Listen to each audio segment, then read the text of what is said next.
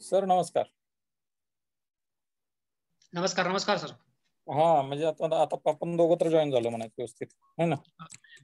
हे आले ना, गोविंद काळे सर पण आले वाटतं. सार्थ आले का? बर बर बर बर बर. Okay okay okay. हा.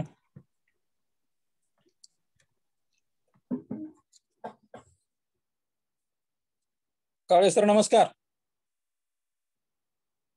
सराफ मॅडम आल्यात. सराफ मॅडम नमस्कार.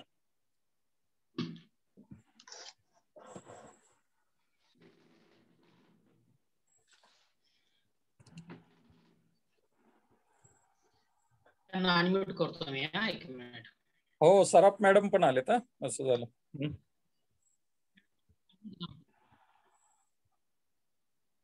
Please unmute. नमस्कार सर. नमस्ते नमस्ते मॅडम. वेलकम. स्वागत आहे. आवाज आहे ना व्यवस्थित? हो तुमचा आवाज येतो एकदम व्यवस्थित. हा ठीक आहे.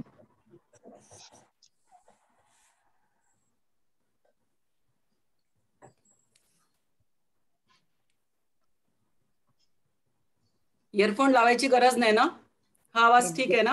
हो हो नाही, हो नाही, हो. काही गरज नाही. काही सर व्यवस्थित आहे. आहेत आमचे साळुंखे सर नमस्कार आहेत. सर. नमस्कार नमस्कार. नमस्कार सर. नमस्ते नमस्कार. काळे सर. नमस्ते. मॅडमच्या एका कार्यक्रमाला मी होतो, करंदीकर सरांच्या इंटरव्ह्यूला. अच्छा, मधुमंगेश कर्णिक सरांच्या? कर्णिक सरांच्या, सॉरी. हा हो हो हो. अच्छा. त्या कार्यक्रमाला मी होतो.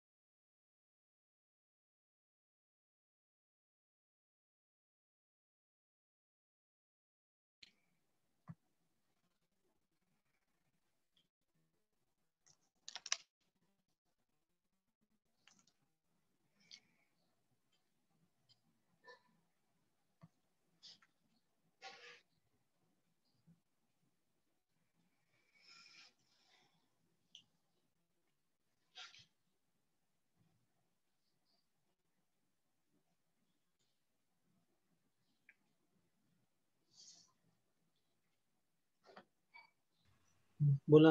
हॅलो. हा ऐकू येते का? नमस्कार हो सर आवाज येतोय. हो येतोय सर. ऐकू येते ना व्यवस्थित? आवाज Yes, येतोय sir. व्यवस्थित. Yes, हो sir. सर हो सर हो सर. आपण बरोबर 5ला सुरू करू सर. बर बर. हा,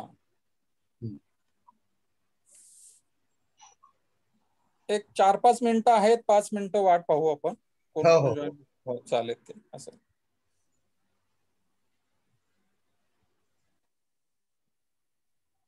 शोभणे सर कुठे आहेत? येतील, होतील जॉईन अजून 5 अच्छा. वाजता.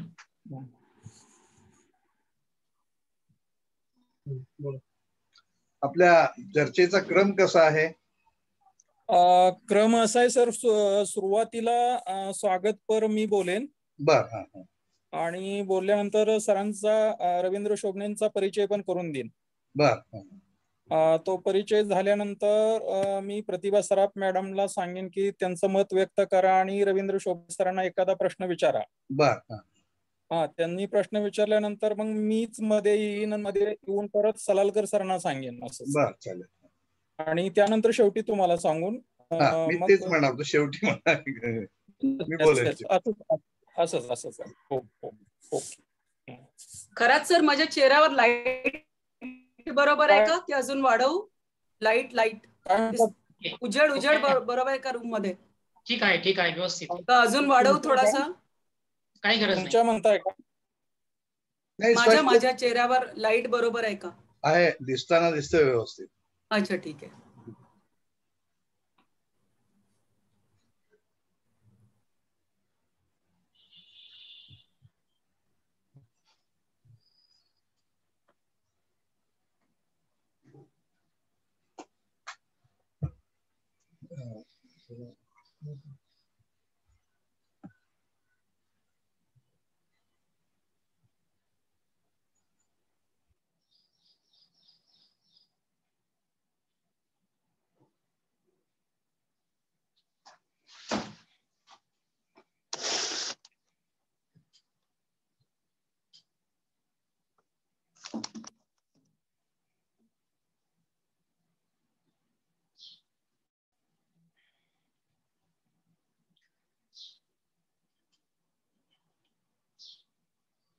खरंच सर, शोभणे सर आले बरं का.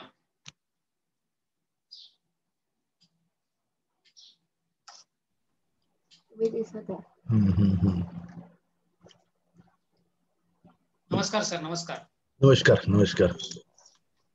सप्रे साहेब. नमस्कार. सर दार लावून घेते.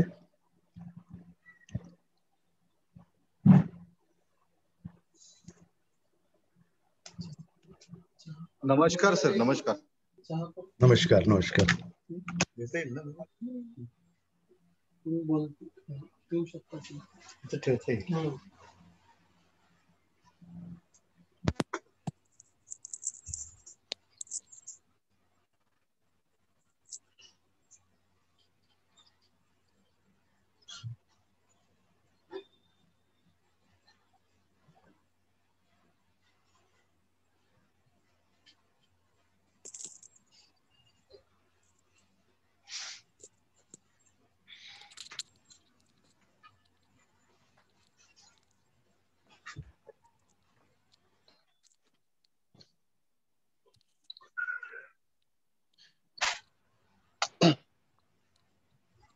मी आपणा सर्वांना एकदा म्यूट करतो आणि परत अनम्यूट करतो, म्हणजे आपल्याला ज्यांना अनम्यूट करायचं तेवढाच फक्त आवाज येईल आणि बाकी जो आपल्याला थोडासा आवाज येतोय बॅकग्राऊंड तोही कमी होईल.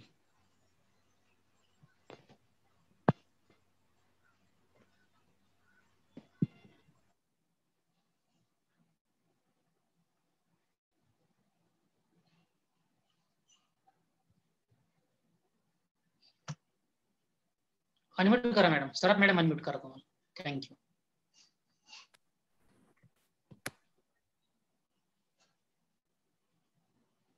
शोभणे सर आपण काहीतरी बोलून बघा ना.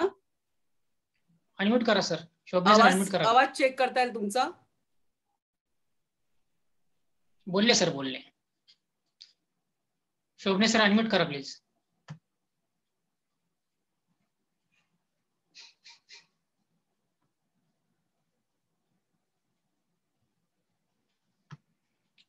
अनम्यूट करा sir please, Shobhane sir.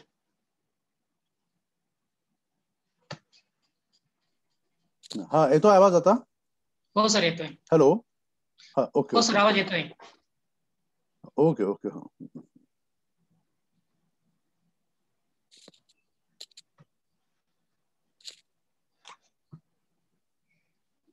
Unmute करा सर. सप्रेसर अनम्यूट करा प्लीज.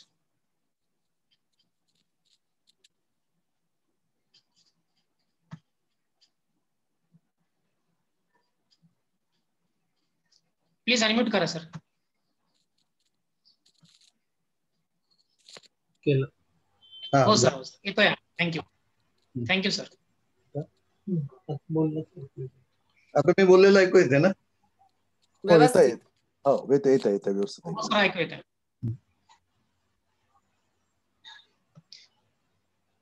खरा सर मला प्लीज हेल्प करा. कोणाकोणाला अनम्यूट करायचं ते. मी आता शोभने सर, सप्रेस सर, सराफ मॅडम यांना अनम्यूट केलंय.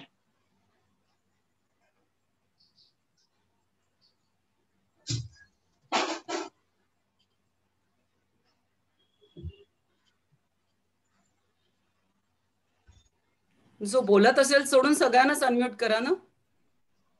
हो सर. हो मॅडम तसंच करतोय.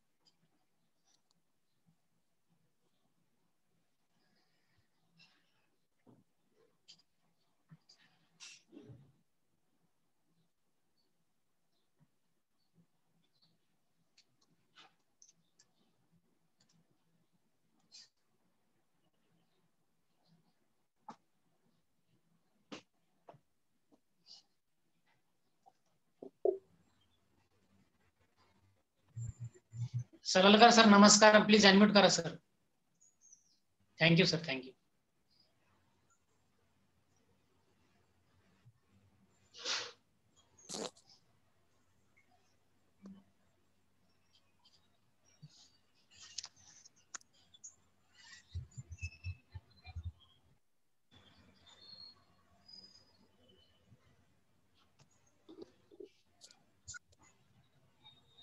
अनम्यूट करा. खरा सर अनम्यूट युअरसेल्फ प्लीज. हा सर नमस्कार. नमस्कार. नमस्कार. हॅलो. हा आवाज पोहोचतोय सगळ्यांकडे? हो पोहोचतोय. हा नमस्ते. आवाज येतोय सर. आपण सुरू करायला काय हरकत नाही आता? चालेल ना.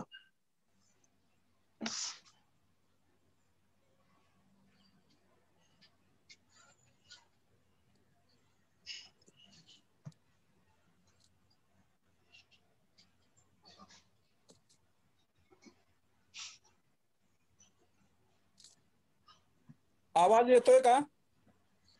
आवाज येतोय. हो सर आवाज येतोय.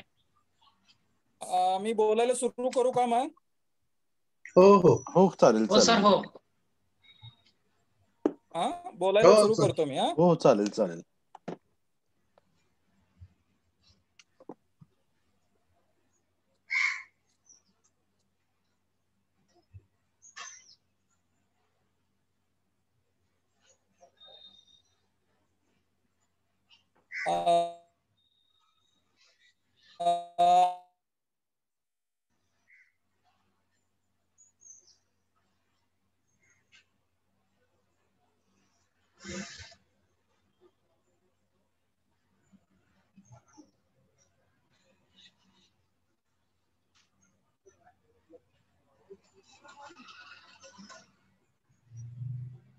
काहीतरी वेगळं दिसतंय का आलेलं?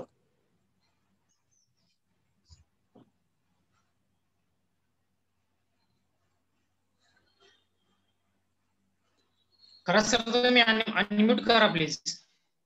हा, आवाज येतोय का माझा सांगा फक्त. हो येतोय येतोय, आवाज येतोय. आता हो, मी आवाज बोलायला येतोय सुरू सर. करतो सर. हो हो हो, करा करा. मुक्त सृजन साहित्य पत्रिकेच्या वतीनं आज बहुताल या कथासंग्रहावर जी चर्चा आयोजित केलेली आहे, या चर्चेसाठी ऑनलाईन उपस्थित असणारे श्रेष्ठ समीक्षक doctor Avinash Sapre sir, doctor Rajendra Salalkar sir, Pratibha Saraf madam आणि आपण सर्वजण या ठिकाणी उपस्थित झालेले आहेत, त्या सर्वांचं मी सर्वप्रथम मुक्तसृजन साहित्य पत्रिकेच्या वतीनं स्वागत करतो.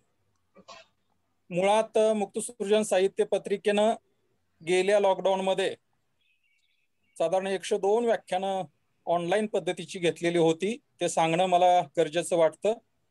त्यातलं पहिलं व्याख्यान प्रिया धारूरकर यांनी दिलं होतं आणि 102 नंबरचं जे व्याख्यान होतं ते प्रतिभा सराफ मॅडमनीच मधु मंगेश कर्णिक यांची मुलाखत घेतलेली होती.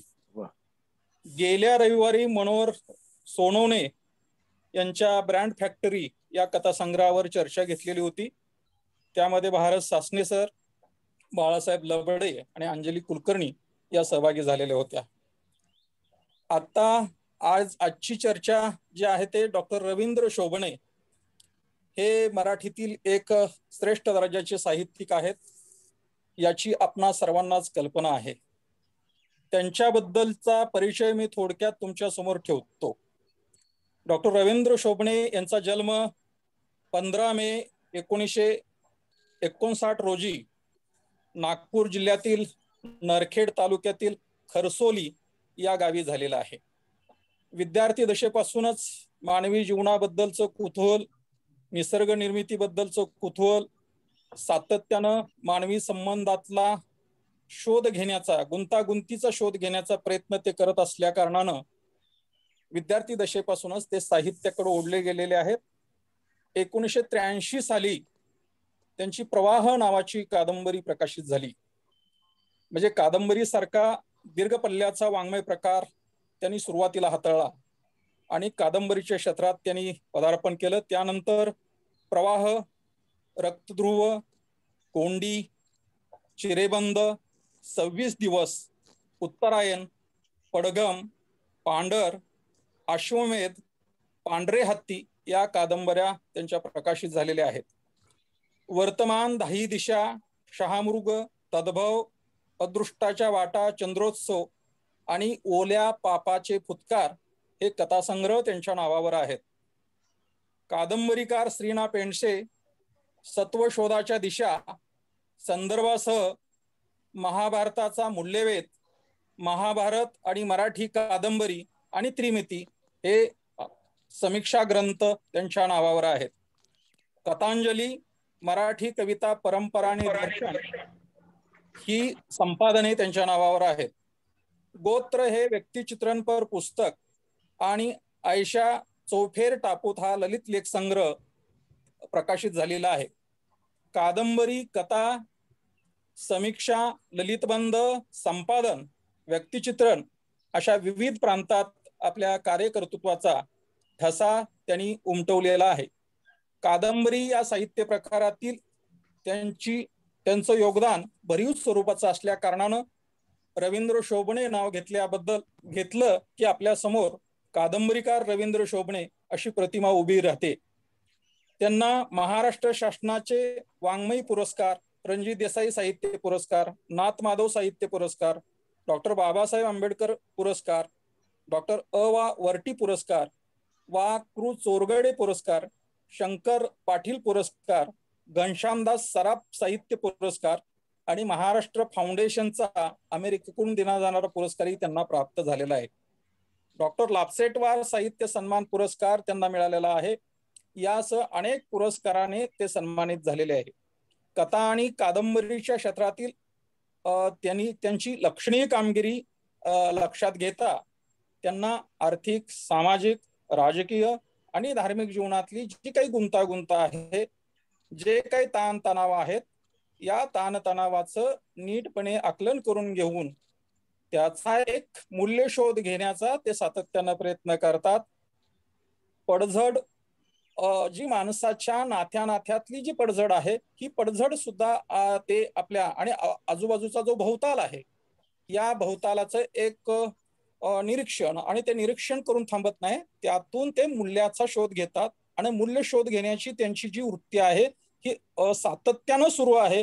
असे एक महत्वाचे कादंबरीकार, लेखक, साहित्यिक आणि आता त्यांची कथाकार म्हणून जी भवताल नावाची त्यांचा जो कथासंग्रह आहे, या कथासंग्रहाच्या बद्दल खूप गोष्टी या कथासंग्रहामध्ये आलेल्या आहेत. या कथासंग्रहातल्या बहुतांश कथा या आपल्याला भोवतालच्या अनेक गोष्टीचं भान आणून देतात.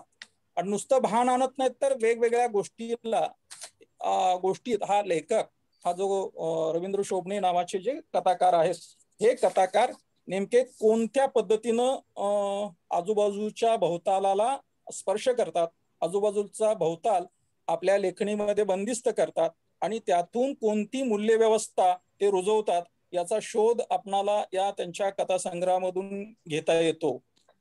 कैफ आणि कैफियत, अभी तो जिले, एका साध्या सत्यासाठी, साधारण हे 3 कथांचा मी यासाठी उल्लेख करतो की या कथा मी पूर्णपणे वाचलेल्या आहेत या कथा. आणि या तिन्ही कथेमध्ये त्यांचं जे एक निरीक्षण जे आहे ते अचूक आहे. कथेची शीर्षक देत असताना इतकं विचार करून शीर्षक दिलेले आहे, त्या शीर्षकाचा संपूर्ण कथेवर एक असा शीर्षक, कथा पूर्ण वाचल्यानंतर त्या शीर्षकाचं सामर्थ्य आपल्याला कळून येतं. अधिक या गोष्टीवर मी बोलावं असं नाही, मुळात नाहीच, आणि आजचा हेतूही माझा तो नाही. मी सर्वांचं मनपूर्वक स्वागत करतो. आणि प्रतिभा सराफ, कवयित्री प्रतिभा सराफ या मुंबईच्या आहेत. साहित्याच्या, समीक्षेच्या आणि एकूण सांस्कृतिक कार्यक्रमामध्ये त्या नेहमीच अग्रेसर राहिलेले आहेत. आणि फेसबुकच्या या नव्या तंत्राचा त्या अत्यंत काळजीपूर्वक आणि अत्यंत सजगतेनं वापर करतात. मी प्रतिभा सराफ मॅडमना अशी विनंती करतो की तुम्ही आदरणीय रवींद्र शोभणे सर यांच्या भवताल या कथासंग्रहा संदर्भातलं आपलं आकलन मांडून एखादा प्रश्न तुम्हाला जो वाटतो की शोभणे सरांना विचारावा, तो तुम्ही शोभणे सरांना तुमचं मत व्यक्त झाल्यानंतर विचारा आणि त्यानंतर शोभणे सर तुमच्याशी बोलतील, अशी तुम्हाला विनंती करतो. धन्यवाद खरात सर. नमस्कार, मी प्रतिभा सराफ. मुक्तसृजन पत्रिका औरंगाबाद आयोजित डॉक्टर रवींद्र शोभणे यांच्या भवताल या कथासंग्रहातील चर्चासत्रात मला सहभागी करून घेतलं यासाठी संपादक डॉक्टर महेश खरात आणि सहसंपादक डॉक्टर रामकिशन दहीफळे, डॉक्टर संतोष देशमुख आणि माझी मैत्रीण कवयित्री प्रिया धारुळकर यांचे सुरुवातीलाच आभार मानते.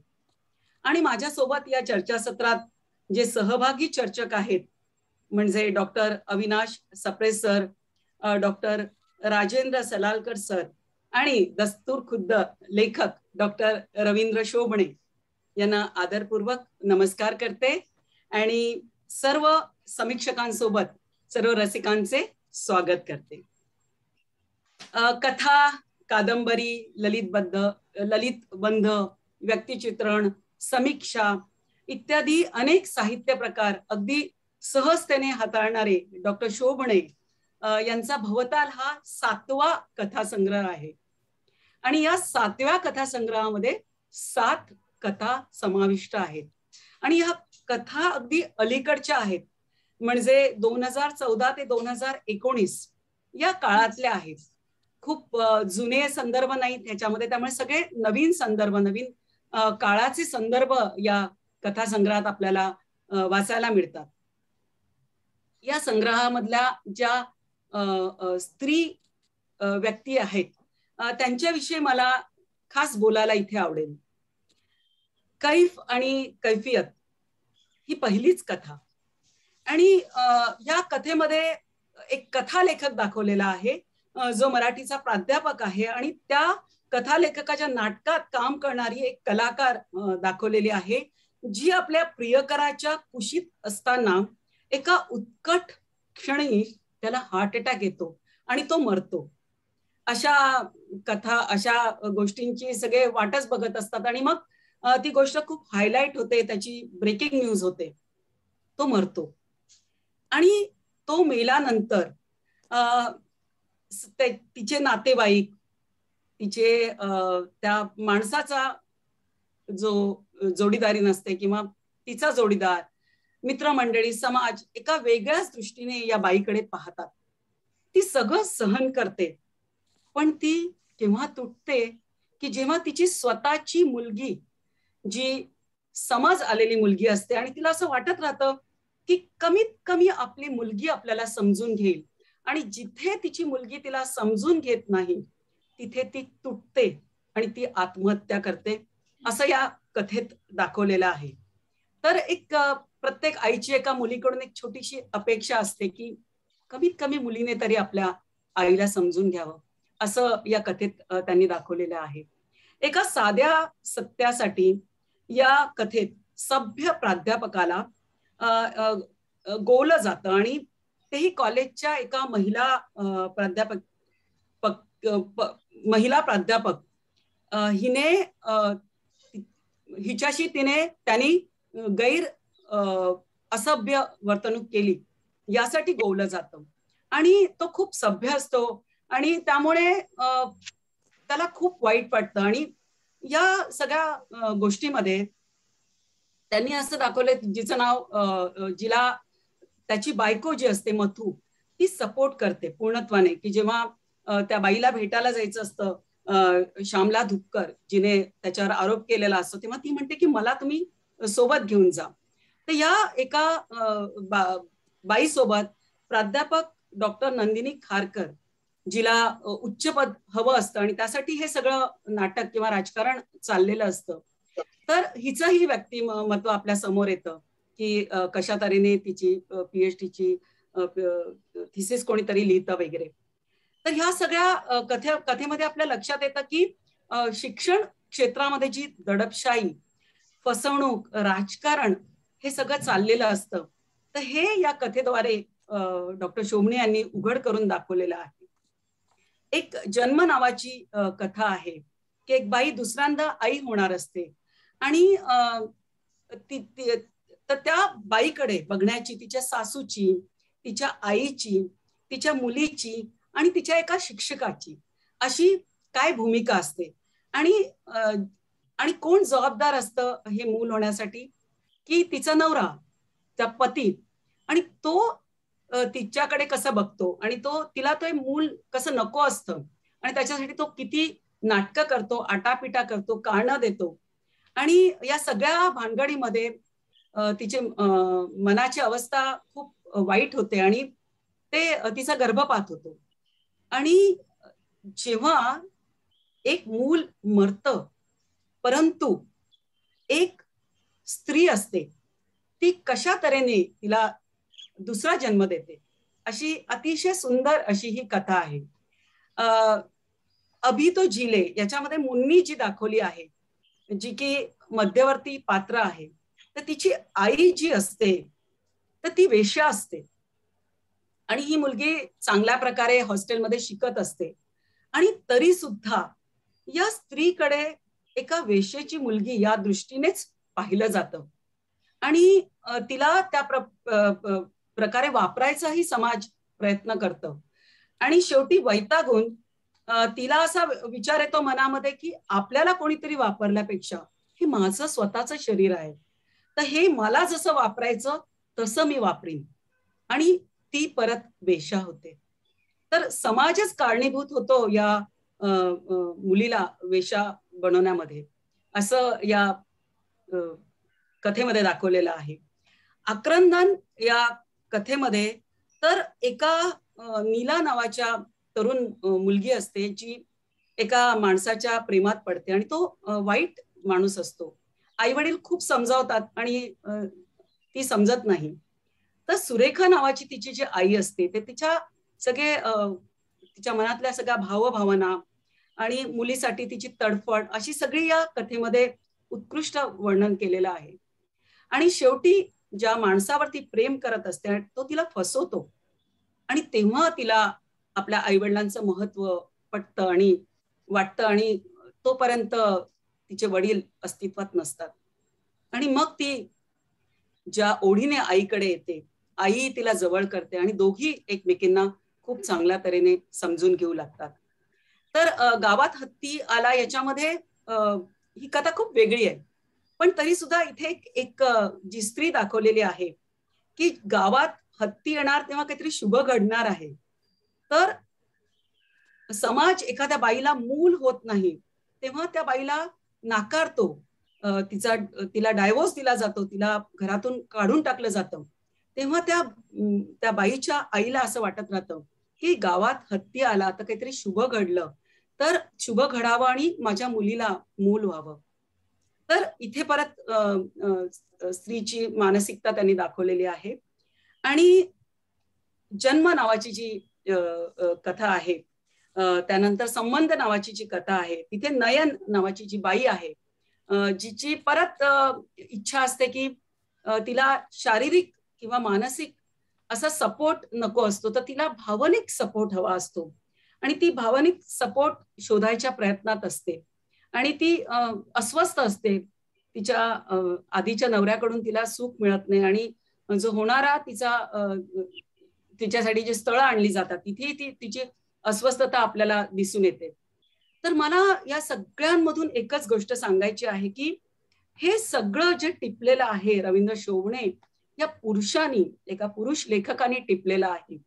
तर स्त्रियांची जी विचार करण्याची पद्धत असते, त्यांची जी मानसिकता असते, त्यांची एक निर्णय घ्यायची पद्धत असते, त्यांच्या समाजाकडे पाहण्याची एक दृष्टी असते, त्यांची समाजाकडून काही अपेक्षा असते आणि त्यांच्या ज्या शारीरिक लकबी असतात, त्यांच्या जी वावरण्याची पद्धत असते, तर ह्या सगळ्या गोष्टींची निरीक्षणं अतिशय उत्तम अशी या सगळ्या कथांमधून रवींद्र शोभणे यांनी नोंदवलेली आहे की मानवी जीवनातल्या कुठल्या ना कुठल्या, इथे मला फक्त 2-3 वाक्यांचा उल्लेख करायचा आहे, कारण या कथांमधलं जे ललित गद्य आहे ते अतिशय उत्तम आहे. म्हणजे एखाद्या छोट्याशा चमकदार वाक्याने कथानकाचा गाभा कधी कधी उद्धृत होतो.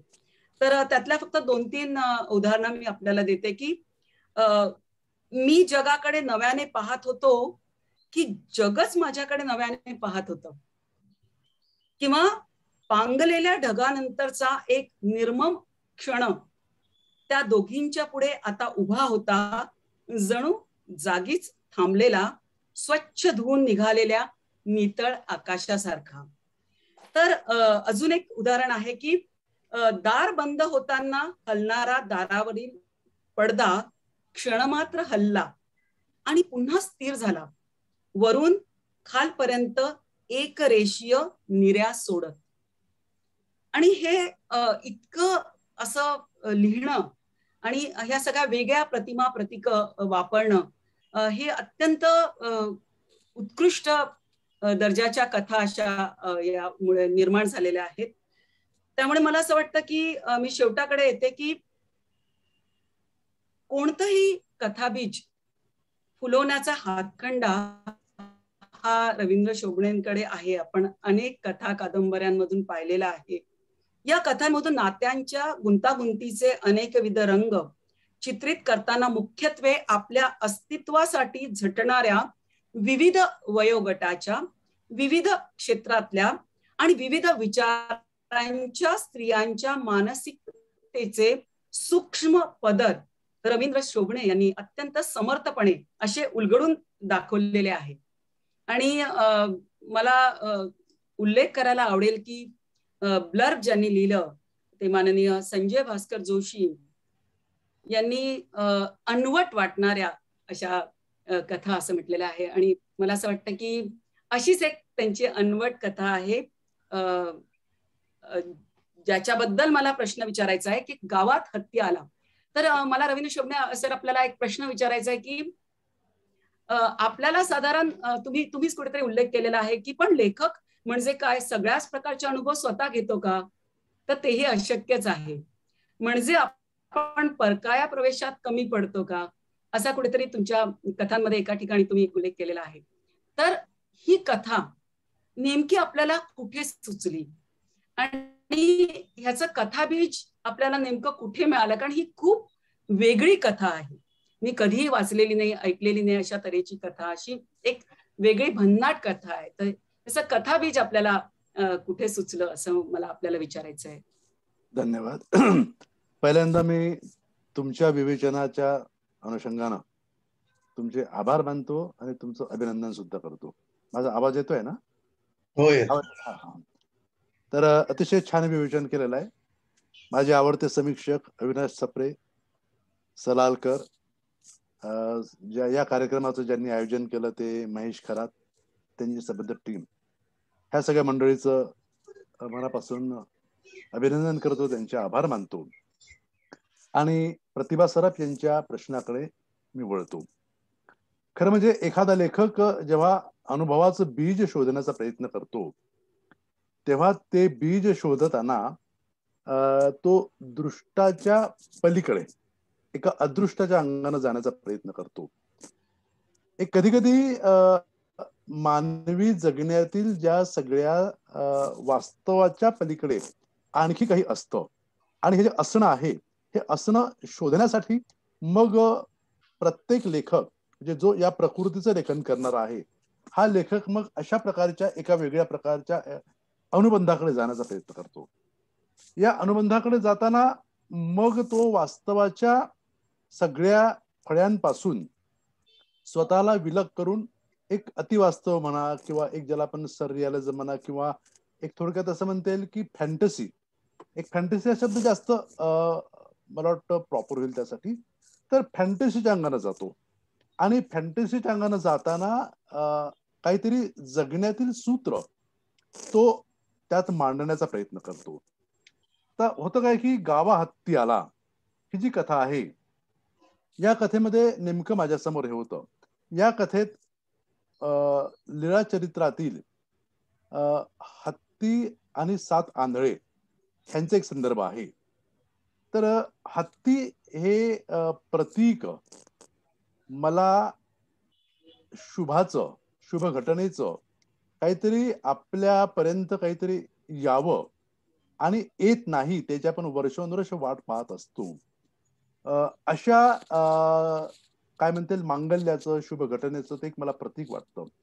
आणि हा हत्ती गावामध्ये यावा असं सगळ्यांनाच वाटतं. म्हणजे गावातल्या सगळ्या अशुभ गोष्टी बाजूला सारल्या जाऊन शुभ घटना आपल्या आयुष्यामध्ये घडाव्यात आणि शुभ घटना घडण्याच्या प्रतीक्षेमध्ये प्रत्येकच माणूस असतो. तर हे एक सूत्र या ठिकाणी या कथेमध्ये होतं आणि ते मांडताना मी मग अशा प्रकारे फॅन्टसीचा वापर केलेला आहे. ही फॅन्टसी एकीकडे मांडत असताना दुसरीकडे त्या फॅन्टसीच्या बरोबरच जगण्याचं एक आणखी सूत्र असं कथेतून वाहत असतं. ते सूत्र सुद्धा तुम्हाला दिसेल, जाणवेल. आता खरंच गावात हत्ती येणार आहे का? तो मातीचा हत्ती उभा करतो पण तोही नंतर पावसानं वाहून जातो. त्याचा जो कुत्रा आहे तो कुत्रा सुद्धा एक वेगळं असं एक प्रतीक म्हणून त्या ठिकाणी येतो. आणि तो जो हत्ती येणार येणार असं सांगणारा जो एक भणंग माणूस आहे, तो भणंग माणूस सुद्धा मानवी जगण्याच्या भणंगतेमधून सुद्धा कुठेतरी आपल्याला काहीतरी सूचकत्व देण्याचा प्रयत्न करणारं एक असं ज्याला आपण काय म्हणू की तत्व आहे असं म्हणता येईल. तर अशा पद्धतीचं या कथेविषयी एक मला निवेदन मांडता येईल. ही कथा कुठे सापडली असं म्हणायचं तर ती कथा माझ्या मनातच होती, ती मनातच उगवली गेलेली आहे. आणि दुसरं असं की सांगायला हरकत नाही की ही कथा ही अविनाश सप्रे सरांनी त्यांची दिवाळीमध्ये छापली होती पहिल्यांदा आणि ती कथा चांगली कथा म्हणून त्यांनी सुद्धा त्याचं कौतुक केलेलं होतं. तर अशा काही मी फॅन्टसीच्या अंगाने जाणाऱ्या कथा लिहिलेल्या आहेत. या कथांमध्ये मानवी जगण्यातील काही तत्व, मानवी जगण्यातील काही ज्याला आपण काय म्हणू की अशा कालातीत ज्या गोष्टी असतात त्या कालातीत गोष्टींचं संसूचन आपण साधारणतः करीत असतो आणि ते या पद्धतीनं मी करण्याचा प्रयत्न केलेला आहे. तर ही कथा तुम्हा सगळ्यांना आवडलेली आहे याविषयी मला खरंच मनातून समाधान वाटतं आणि मला असं वाटतं की या उत्तरानं आपलं समाधान झालेलं असावं. धन्यवाद.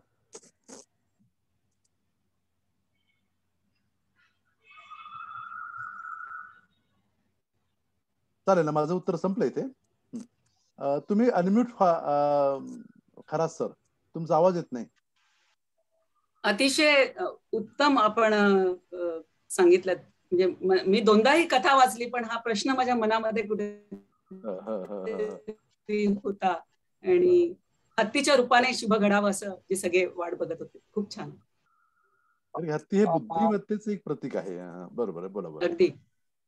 हा, मी आता राजेंद्र सलालकर सरांना विनंती करतो की त्यांनी त्यांचं मत या कथासंग्रहाच्या संदर्भातलं मांडावं आणि नंतर शोभणे सरांना एक प्रश्न विचारावा. चालेल. सलालकर सर. हा, नमस्कार. हा जी सर. आवाज येतोय? हो येतोय सर, येतोय.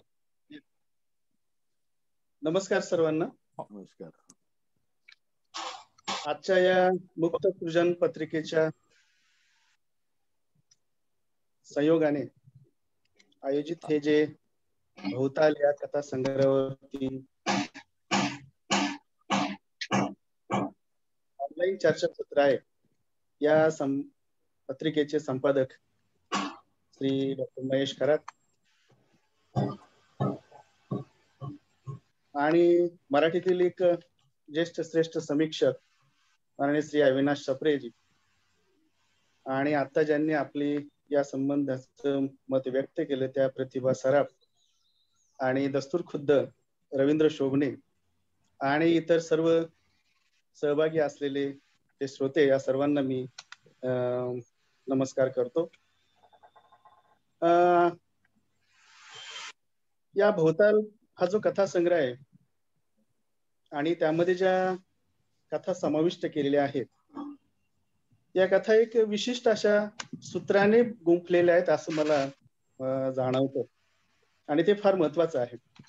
या संग्रहातल्या कथा कैफ आणि कैफियत असेल, अभी तो जिले, एका साध्या सत्यासाठी, आक्रंदन, गावा हत्ती आला, जन्म, संबंध, या सर्व कथा साधारणतः स्त्री केंद्रित, स्त्री जीवनाचा शोध, स्त्री मनाचा शोध, स्त्रीच्या भोवती जो परिवेश विणलेला आहे त्या परिवेशाचा शोध अशा अर्थाने दिसतं आणि हा शोध एका पुरुष लेखकाने घेतलेला आहे आणि त्यामुळे त्याला एक स्त्री केंद्रित्व प्राप्त होतं.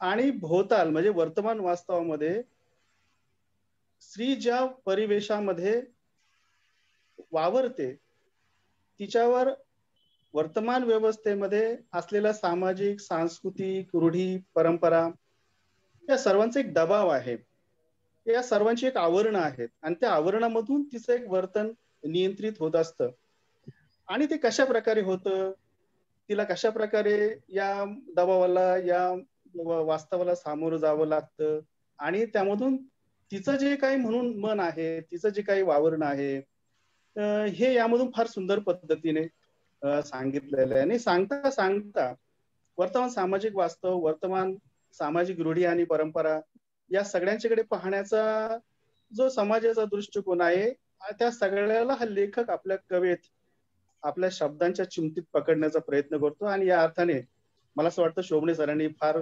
चांगल्या पद्धतीने हे सारं या कथा संग्रहामधून मांडलेलं आहे. म्हणजे प्रत्येक कथा ही फार मोठी आहे, भरपूर पानांची आहे, त्याच्यामध्ये असं काही कंजूसी नाही केलेली शब्दांची किंवा पानांची किंवा अनुभव ओतण्याची. तर तिच्यामधून एक केंद्र नेहमी दिसतं आणि ते प्रचंड अशा स्वरूपाचं आहे. म्हणजे मला सतत वाटत राहतं शोभणे सरांच्या कथा वाचताना की कादंबरीकार शोभणे सरांच्या कथा असं मला वाटत राहतं. कारण शोभणे सरांचा पिंडा मूळ कादंबरीकाराचा आहे असं मला वाटतं आणि मग ते कथा लिहितात तेव्हाही आपल्यात स्वतःतला कादंबरीकार त्यांना फार दूर ठेवता येत नाही. त्यामुळे प्रत्येक कथेमध्ये असं एक भरपूर ऐवज त्यांनी भरलेला असतो. आता अशा ह्या कथांमध्ये म्हणजे कैफ आणि कैफियत मध्ये जो विश्वंभर आहे किंवा जी वरदा कामत आहे, हे दोघेही एका सांस्कृतिक क्षेत्रामध्ये काम करतायत आणि त्यांचे त्यांचे स्वतंत्र संसार आहेत, त्यांचं काय विश्वंभरचा संसार आहे, वरदाचाही स्वतंत्र संसार आहे, पण कुठल्या तरी निमित्ताने एकत्र येतात, एकमेकांच्या प्रेमात पडतात. एका रात्री एक विशिष्ट प्रकारची घटना घडते आणि त्या घटनेमध्ये त्या विश्वंभरचा मृत्यू होतो. आता मृत्यू ही एक सनातन गोष्ट आहे, पण तो होतो एका विशिष्ट क्षणी, आणि तो जो विशिष्ट क्षण आहे तो सांस्कृतिक दृष्ट्या विशिष्ट आहे असं आपल्या सर्वांना वाटत असतं, म्हणजे समाजाला वाटत असतं. बरं, मृत्यू कुणाचाही होतो, सगळ्यांचा होतो, तसा तो त्याचाही झालेला आहे, परंतु त्याचा विशिष्ट क्षणी आणि विशिष्ट स्थळी आणि विशिष्ट अशा परिवेशात जेव्हा होतो, त्यामुळे समाजात मोठा गहजब निर्माण होतो. आणि तो गहजब हा प्रामुख्याने स्त्री केंद्रित आहे. म्हणजे त्या कथेमध्ये पुढे असं दिसतं की वरदा जितकी उद्ध्वस्त होत जाते तितका विश्वंभर होत जात नाही. त्यामुळे स्त्रीवरच या समाजाचा कसा दबाव आहे किंवा तिच्याकडेच कसं पाहिलं जातं, तिच्यामुळे त्याचा मृत्यू झालेला आहे, ती त्याला कारणीभूत आहे, अशी एक रचना किंवा असं एक सामाजिक परिवेश त्याच्यामधून उभा राहतो. आणि त्यामुळे एक वेगळ्याच प्रकारचं वास्तव आपल्या समोर उभं राहतं. म्हणजे संस्कृती जी आहे ती एक विशिष्ट पद्धतीने माणसाला घडवत असते. म्हणजे असं म्हटलं जातं की संस्कृती माणसांना घडवते, रचते. तर ते जे रचना आहे त्या रचण्याच्या रसायनामधून आपण या सगळ्या जगण्याकडे पाहतो, आणि त्यामुळे त्या वरदाची पुढे शोकांतिका होत जाते आणि त्यामुळे तिला शेवटी आत्महत्या करावी लागते. म्हणजे आत्महत्या तिला काय करावी लागते किंवा आत्महत्या तिला करावी लागते, हा जो अनुषंग या कथेतून किंवा या कथेच्या शेवटी जे आपल्याला सूचित होतं ते मला वाटतं फार विचार करायला लावणार आहे. आता तीच गोष्ट अभि तो जिले या एका छोट्या मुलीची आहे. खरं तर ती वेश्या आहे आणि तिला एक मुलगी आहे. तिला असं वाटतं की आपल्या मुलीने आता पुढे या प्रकारचा वेश्या व्यवसाय करू नये आणि तिने चांगलं जीवन जगावं, म्हणून एका संस्थेमध्ये तिला ती शिकायला ठेवते. तिथून तिचं चांगलं जीवन आपल्यापेक्षा सभ्य किंवा ज्याला आपण भद्र समाजातलं जे प्रतिष्ठित अशा प्रकारचं जीवन आहे ते तिला मिळावं असं तिला वाटतं. परंतु ते शक्य नाही, कारण वेश्या म्हटलं की तिच्याकडे समाजाचा पाहण्याचा दृष्टिकोनच एक विशिष्ट स्वरूपाचा असतो आणि तो शुचित्वाचा किंवा एकूणच सांस्कृतिक धारणेचा असतो. आणि आपण ठरूनच टाकलेलं असतं की वेश्याची मुलगी म्हणजे ती वेश्याच होणार, तिला दुसरा पर्यायच नाही किंवा दुसरे मार्गच नाही, आपण सारे बंदच करून टाकलेले असतात. आणि जरी तिने पुष्कळ प्रयत्न केला असला तरी शेवटी तिच्याकडे पाहणारा जो सामाजिक गट, विशेष म्हणजे याच्यामध्ये स्त्रिया सुद्धा समाविष्ट असतात, हा त्यातला महत्वाचा भाग आहे. आणि तिच्यावरती बलात्कार केला तो आणि मग ती पुन्हा असा विचार करत, म्हणजे ती छोटे छोटे तिचे जे निरीक्षण आहे ते फार सुंदर कथेमध्ये सूचित केलेले आहेत.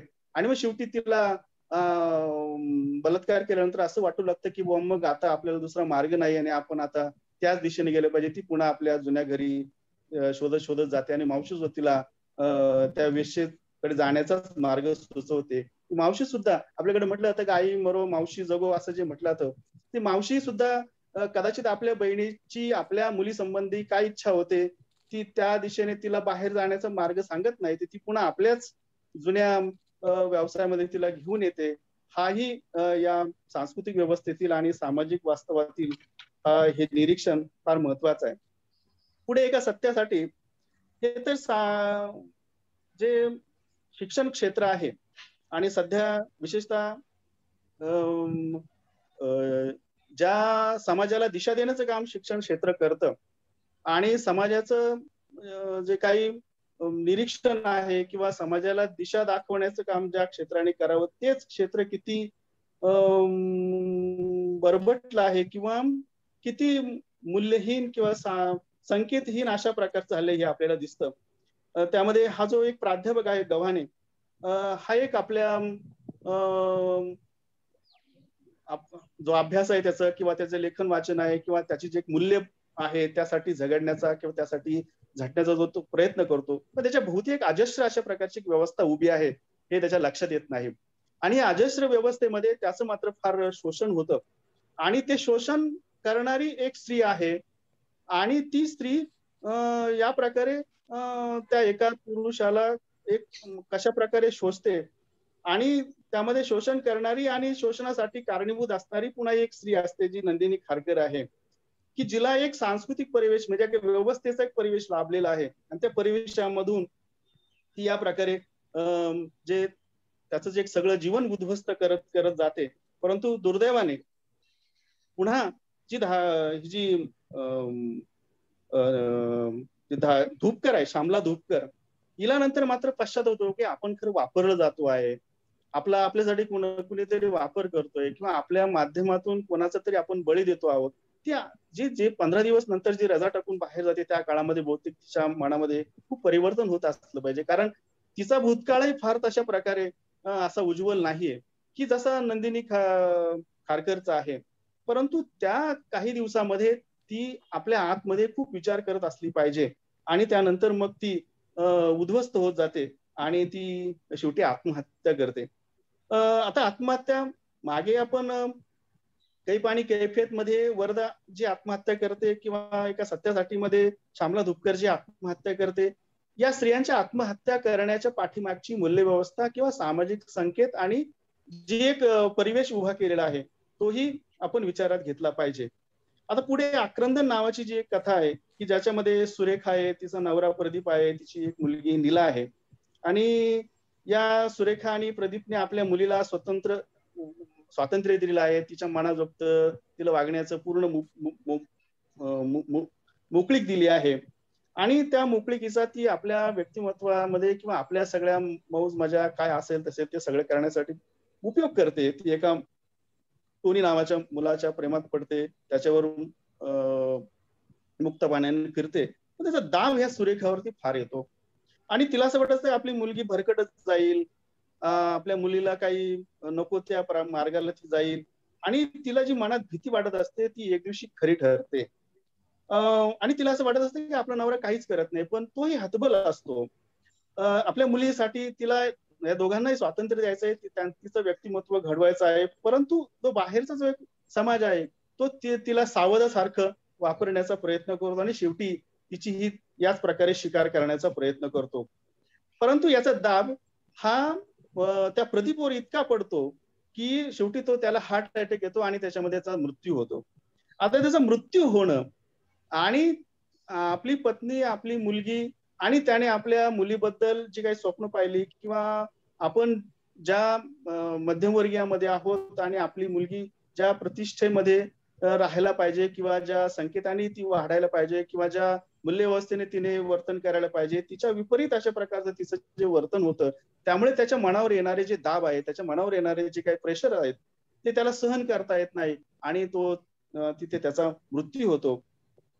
परंतु इथे एक वेगळी गोष्ट अशी आहे की ह्या सुरेखा आणि नीला या दोघी मात्र धीराने याला सामोरे जातात आणि नीला पुनश्च या सगळ्या अनुभवाने, या सगळ्या घटनेने, तिच्यावर झालेला बलात्कार, तिला टोनीने जे काही तिला फसवलं, या अनुभवातून ती मात्र शहाणी होते आणि पुनश्च आपल्या मूळ मार्गाकडे किंवा ती आपला जे काही रस्ता आहे ते सुधारून घेण्याचा प्रयत्न करते. पुढे जन्म नावाची जी कथा आहे, ही जी शुभांगी नावाची ही आणि तिचा नवरा आहे अमित, त्याचं एक पुस्तकाचं दुकान असतं आणि तिला दुसऱ्यांदा आई व्हायचंय. एक स्त्री सुलभता, मातृत्व अशा प्रकारच्या तिच्या ज्या भावना आहेत त्यामुळे कथेमध्ये फार सुंदर पद्धतीने व्यक्त केलेल्या आहेत आणि तिची सासूबाई असेल किंवा तिची आई असेल किंवा तिची शिक्षक आहे, या 3 स्त्रिया तिच्या भोवती अशा उभ्या आहेत. तर सासूबाईला वाटतं की होऊ द्यावं मुलगं, आपल्या आईला पण वाटतं की मूल होऊ द्यावं, पण ते नवऱ्याला नको आहे. तर नवऱ्याला नको का आहे, तर त्याला असं वाटतं की एवढा खर्च आपण झेपू शकू का, या दुसऱ्या अपत्याचा आपण खर्च पेलू शकू का, कारण आता जे काही वर्तमान जागतिकीकरणामध्ये किंवा जे काही खूप खर्चिक अशा प्रकारचं जगणं झालं आहे, मुलांना वाढवणं खूप खर्चिक झालेलं आहे, अशा स्थितीमध्ये त्याला ते नको वाटत. म्हणजे आर्थिकता हा अनुषंग तिथे फार महत्वाचा आहे आणि या शुभांगीचं मातृत्व हिला फार महत्वाचं वाटायचं. म्हणजे आर्थिकता आणि मातृत्व अशा परस्पर विरुद्ध अशा संघर्षामध्ये शेवटी शुभांगीचा पराजय होतो आणि तिचा तो गर्भपात होतो आणि तिथे तिचं मातृत्व मात्र अर्धच राहतं. पुढे संबंध नावाची एक फार सुंदर कथा आहे की नयन नावाची ही जी स्त्री आहे, तिचा नवरा, तिचे लग्न झालेले पण तो खूप दारुडे असतो आणि त्यामुळे त्यांचं तो जमत नाही, त्याला ते सोडून देते, परंतु तो तिला सोडत नाही, तिला खूप त्रास देत असतो आणि नयन खूप हुशार असते, का साप्ताहिकामध्ये ती काम करते आणि तिचं कामही अतिशय नेकीचं, खूप चांगल्या पद्धतीने ती काम करते, अत्यंत शार्प, खूप बुद्धिमान तिला कोणत्या गोष्टी सहजपणे समजतात, कामामध्ये तिची काही जी निरीक्षण आहेत किंवा काम करण्याची जी पद्धत आहे याने जो संपादक आहे दिनेश हाही खूप प्रभावित झालेला असतो. आणि याशिवाय तिचं वागणं, तिचं बोलणं आणि तिच्या भोवती असलेलं ते काय स्थिती, म्हणजे तिचा जो नवरा आहे आणि हा दिनेश आहे, तर हा नवरा दारुडे आहे आणि हा दिनेश त्या नयनला खूप चांगल्या पद्धतीने समजावून घेतो आणि हळूहळू ही नयन त्या दिनेशच्या जवळ येऊ लागते आणि त्या दोघांच्या मध्ये खूप अशा प्रकारचा स्त्री आणि पुरुष यांच्यामध्ये सुलभ अशा प्रकारचा संवाद होतो. पण या संवादाला पुन्हा सामाजिक, सांस्कृतिक, नैतिक अशा प्रकारचे जे काही परिवेश भोवती उभे केले आहेत त्यातून दिनेशच्या घरामध्ये अनेक प्रश्न उभे राहतात आणि तिच्याही मनामध्ये अनेक प्रकारचे प्रश्न उभे राहतात. कारण ती त्याच्या प्रेमात पडते पण तिला स्वीकारणं शक्य नाहीये. दोघं मैत्री एकमेकांच्या मध्ये या प्रकारची ठेवू शकतात पण त्याला जी तिची जी काही पत्नी आहे किंवा समाज आहे त्यांच्याकडे पाहणारे जे काही घटक आहेत हे सारे एका विशिष्ट कोणातून पाहतात आणि त्यांना ते एकत्र येणं अशक्य करून टाकतात. आणि या सगळ्या परिस्थिती जाणीव झाल्यानंतर नयन मात्र आपला स्वतंत्र रस्ता शोधते आणि एका मुलाबरोबर ती लग्न करून ती पुढे संसार करत पुढे निघून जाते. या सर्व कथा मला असं जाणवतं की या स्त्री केंद्रित अशा स्वरूपाच्या रचून त्यामध्ये या सामाजिक संकेतामध्ये आणि या समाजाच्या रूढी परंपरांच्या मध्ये स्त्रीचं कशा प्रकारे शोषण होतं आणि त्या शोषणामध्ये तिच्या मनाची कोणत्या प्रकारची घालमेल होते, तिला कशा प्रकारे सामोरं जावं लागतं, अशा अनेक सुंदर सुंदर अशा अनुभवांचं किंवा छोट्या छोट्या कणांचं दिग्दर्शन या कथांमधून केलेलं आहे नेपाळ. हे मला फार महत्वाचं वाटतं, मला खूप ते आवडलंही. आता या कथेच्या बाजू आहेत पण याच्या थोडेसे मला काही जे काही मुद्दे मला थोडेसे लक्षात येतात. मी अगोदरही असं म्हणालो होतो की शोभणे सरांच्या कथांमध्ये मला बऱ्याचदा कादंबरीच अशी दिसते आणि खूप त्याच्यामध्ये घटना भरलेल्या असतात. म्हणजे अगदी एका साध्या सत्यासाठी कथा जर घेतली आपण तर पांढरे हत्ती नावाची जी कादंबरी आहे ही कादंबरी बहुतेक या कथेच्या आसपासच किंवा अशाच प्रकारची घटना त्याच्यामध्ये खूप विस्ताराने सांगितलेली आहे. आणि त्यामुळे या सगळ्या कथांमध्ये घटना खूप आहेत, घटना खूप घडत राहतात आणि ह्या घटना घडत असताना त्याला जे सूक्ष्म अशा प्रकारचे बारकावे, सूक्ष्म अशा प्रकारची स्पंदन जितके असायला पाहिजेत त्याला थोडंसं कमतरता जाणवते असं माझं निरीक्षण आहे. म्हणजे एखादा प्रचंड असा मोठमोठ्या हाडांचा माणूस असावा आणि त्या हाडांच्या भोवती त्याचा सुगठित रूप दिसण्यासाठी आवश्यक तितकं मांस किंवा त्वचेच्या आतमध्ये असलेले जे आवरण सुगठित अवयव तयार होण्यासाठी असावे लागतात. जर नसतील तर ते कसे दिसतील, तशा प्रकारच्या ह्या कथा थोडेसे मला दिसतात, हे माझं निरीक्षण आहे. आणि काही छोटे छोटे गोष्टी आहेत की ज्या शोभणे सरांच्या बरोबर मागे पण मी त्यांच्याशी एकदा बोललो होतो की कथेचा किंवा कादंबरीचा, विशेषतः कथेचा जो निवेदक आहे हा निवेदक याने कथा सांगावी, त्या घटनांची मालिका सांगावी, त्या घटनेबद्दलची त्याची स्वतःची जी मतं आहे ती त्याने सांगू नये किंवा त्याच्याशी त्याने सहभागी भाष्य करू नये.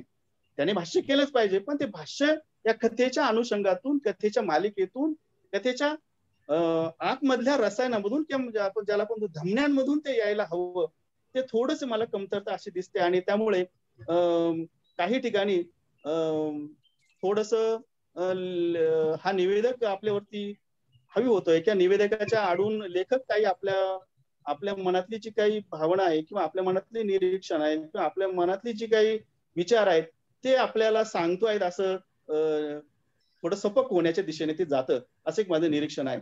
आता आणखी एक छोटीशी असे की या कैफ आणि कैफियत मध्ये एका पृष्ठ क्रमांक मला वाटतं 6 वर एक असं एक तो जो विश्वंभर आहे हा मुळातच एक 75 किलो वजनाचा आहे असं कथा सांगते आणि तो त्या 70 किलोच्या वरदाला असं उचलून पलंगावरती नेतो. तर मग माझ्या मनातच प्रश्न येतो की 75 किलोचा माणूस 70 किलोचं वजन उचलेल का बुवा? तर असं एक थोडस मला हे निरीक्षण की वाटतं की ते थोडं न रुचणार अशा स्वरूपाचं आहे.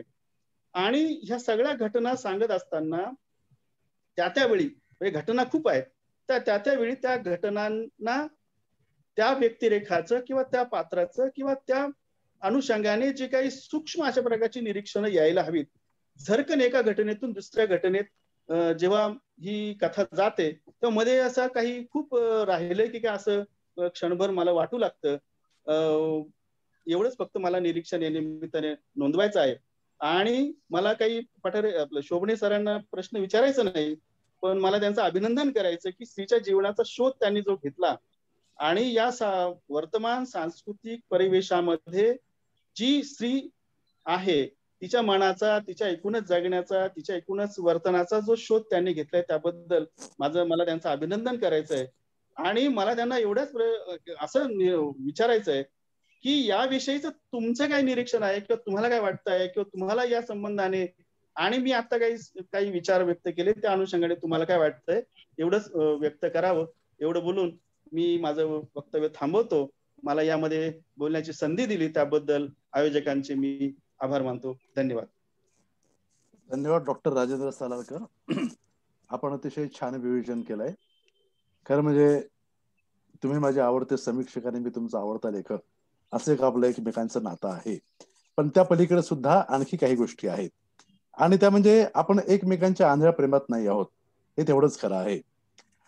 या कथांच्या सगळ्या कथांच्या मागे एक स्त्री आहे असं प्रतिभा सराफ यांनी पण म्हटलं, आपण पण म्हटलेलं आहे. मला थोडं वेगळं वाटतं.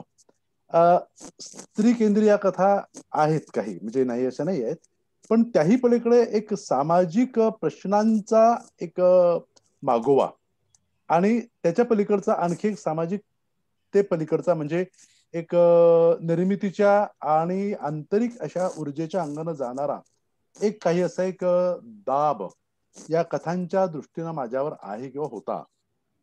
मुळात कैफ आणि कैफियत या कथेचा विचार करताना आपल्याला असं वाटतं की ही कथा वरदाची आहे, पण मला असं वाटतं की ती कथा त्या लेखकाची आहे आणि त्या लेखकाच्या भावविश्वामध्ये त्याला तो निर्मितीच्या अंगानं स्वतःला एक असा पराभूत समजतो आहे किंवा तो जे निर्माण करू पाहतो ती निर्मिती ही आपल्या अवतीभोवतीच्या संभावित समाजाला रुचेल का?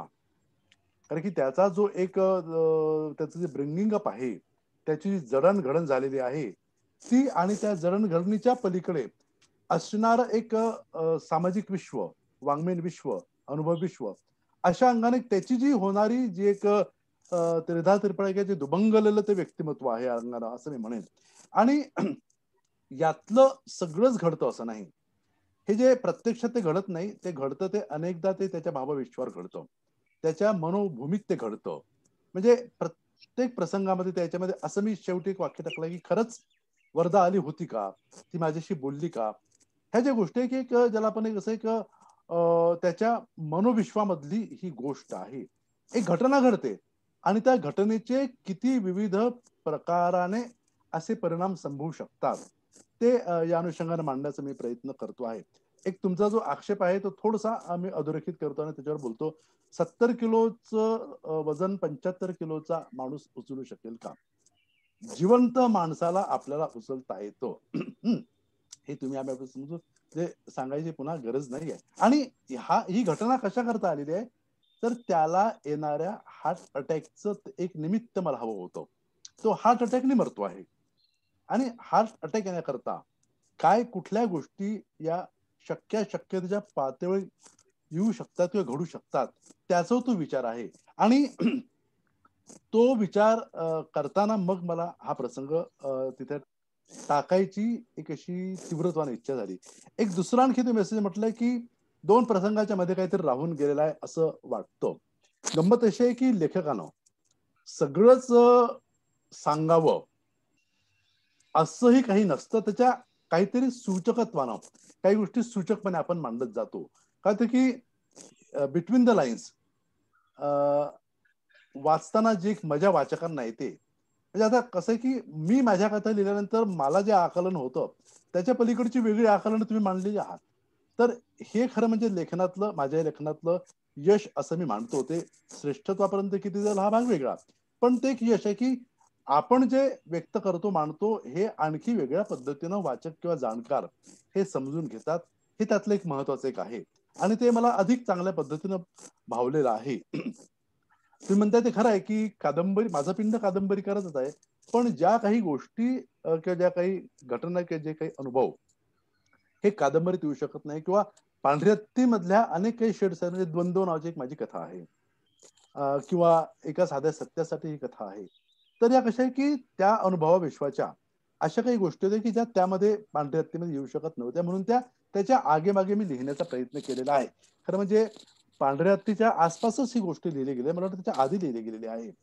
तर ह्या सगळ्या कथांकडे पाहता, किंवा तुमची ती ही गोष्ट आपल्या आक्रंदन मध्ये चुकीच्या पद्धतीनं वाढू पाहणारी आणि चुकीच्या पद्धतीने जाऊ पाहणारी जी नवी पिढी आहे, एकुलती एक मुलगी एकुलता एक मुलगा असणं, त्याच्या आपण अतिशय लाड पुरवणं, त्याला सगळं स्वातंत्र्य देणं, आणि ह्यातून काय काय उद्भवू शकतं ह्याच्या सगळ्या शक्यता, आणि जी एक अनुभवाची जी चपराक बसते त्या मुलीवर, ती चपराक बसत्यानं ती पूर्णपणे मार्गावर येते, तळावर येते. म्हणजे तिच्यावर बलात्कार झाला याही पलीकडे, म्हणजे तिचा नवरा, तिचे पिता किंवा तिचे वडील मरण पावले ह्याचा तिला एवढा धक्का नाही, तर तो त्याच्या पलीकडचा जो धक्का आहे. कारण की तिचे वडील मरण पावल्यानंतर सुद्धा तिची मुलगी आहे ही पुन्हा त्या टोनीसोबत जातेच. तिला ते नाही आहे, तिला कसं आहे की दुसऱ्याचा अनुभवानं माणूस शहाणा होत नाही. तो अनुभव तिच्या दृष्टीनं इतका तिला तीव्रतानं भिडत नाही, तो भिडतो कुठेतरी इथे भिडतो. आणि कुठेतरी मग ही जी भरकटलेली पिढी आहे, या भरकटलेल्या पिढीचं एक चित्रण मला या कथेतून मांडायचं होतं, आणि ते आक्रंदनमध्ये मांडायला मला असं वाटतं की साधारणतः या तारुण्यातल्या मुलांवरच्या कथा मराठी साहित्यात तशाही कमी आहेत. एक ज्या आहेत त्या संत प्रकाश नारायण संतांनी कथा मांडलेल्या आहेत, पण त्या 16 वर्षीय कथा आहे, त्यांचा बाज वेगळा आहे आणि या कथेचा बाज वेगळा आहे. बाकीच्या 2-3 कथांमध्ये जे आहे ते स्त्री विश्व आहेच. तुम्ही तसे छान विवेचन केलेलं आहे. मला तुमचं विवेचन मनापासून आवडलं, त्याबद्दल मी तुमचे आभार मानतो. धन्यवाद. धन्यवाद. धन्यवाद सर. सलालकर सरांचे ऋण व्यक्त करतो. आणि सलालकर सरांनी एक मुद्दा मांडला होता, त्या मुद्द्याला धरूनच म्हणजे त्यांनी विश्लेषण व्यवस्थित केलेलं आहे. फक्त शोभणे सरांना मला प्रश्न विचारताच येणार नाही, पण एक सहज मला वाटलं म्हणून हरकत नाही विचारायला विचारतो की कथेचा जो निवेदक आहे, हो, या कथेच्या निवेदकाच्या पाठीमाग लेखक दडलेला असावा असं किंवा दिसू नये. हा, तर तुमच्या कथेमध्ये निवेदक हा निवेदकाच्या पुढे लेखक आहे का असल्यासारखा वाटतो. या संदर्भात आपल्याला काय वाटतं? यात आणखी 2 गोष्टी आहेत. आपण लेखन तटस्थपणे करायचं की भूमिका घेऊन करायचं, असे प्रवाद साधारणतः मराठी साहित्यामध्ये आहे. माझ्या एका कादंबरीच्या प्रकाशन समारंभामध्ये डॉक्टर भाला भोळेंनी हा मुद्दा अतिशय तीव्रतेने उचलून धरला होता पडगमच्या वेळेला, की लेखक कुठे आहे दिसतच नाही, जाणवतच नाही. माझा आवाज येतोय ना? हो हो हो, येस सर. तर प्रश्न असा आहे की बांधिलकी जी आहे, माझी बांधिलकी कुठल्या विचारधारेशी नाही आहे, माझी बांधिलकी त्या वेळेला त्या अनुभवाशी असते. आणि त्यानंतर संबंध लेखन झाल्यानंतर एक जे मानवी जगण्यातील जे चांगुलपण असतं, जे मांगल्य असतं, जे पावित्र्य असतं, जे कालातीत असं सत्य असतं, त्याच्या बाजूने मी सातत्यानं उभा असतो. आणि एक शोषक शोषित हा जो संघर्ष आहे, तर शोषितांच्या, श्रमिकांच्या, पिचल्या गेलेल्यांच्या, ते कुठल्याही व्यवस्थेतले असो, ह्यांच्या सोबतीने मी उभा असतो. आणि कसं असतं की लेखक जेव्हा एखादा अनुभव मांडतो, तेव्हा तो अनुभव मांडून, तो असा कोरडेपणानं मांडून लेखकानं थांबावं असं मला वाटत नाही. तर त्या अनुभवाच्या मांडणीच्या अनुषंगानं काही त्याची निरीक्षण असतात. ही निरीक्षणं अशी एक रंगाचा एखाद दुसरा फटकारा मारावा तशा पद्धतीने ती यावीत, याविषयी मी आग्रही आहे. आता ती फार त्याच्यामध्ये त्याची लुडबुड असू नये, नाहीतर एका घटनेमध्ये ती घटना घडते आणि दुसऱ्या घटनेमध्ये लेखक स्वतःच पूर्ण एक पानभर विवेचन करतो, असंही होऊ नये, असंही होत नाही. तर हे जे आहे मी त्यांच्या सोबत असतो, कारण की हे मी मांडतोय, मी सांगतो आहे. आणि हे जे आपण माझं सांगणं असतं, हे माझं सांगणं हे माझं असतं, त्यामुळं तो एका विशिष्ट अंतरावर हे सगळं चित्र तुम्हाला दाखवतो आहे. मी चित्र दाखवतोय हा, आणि दाखवलेलं चित्र हे माझं आहे हे सांगण्याचा, हे दाखवण्याचा एक माझा अट्टास आहे असं मला वाटतं. Okay sir. जी सर, जी सर. मराठीतील एक ज्येष्ठ श्रेष्ठ समीक्षक आदरणीय अविनाश सप्रे सर यांना मी अशी विनंती करतो की त्यांनी आपलं मत या ठिकाणी व्यक्त करावं शोभणे सरांच्या कथेविषयी, आणि नंतर एखादा प्रश्न शोभणे सरांना विचारावा.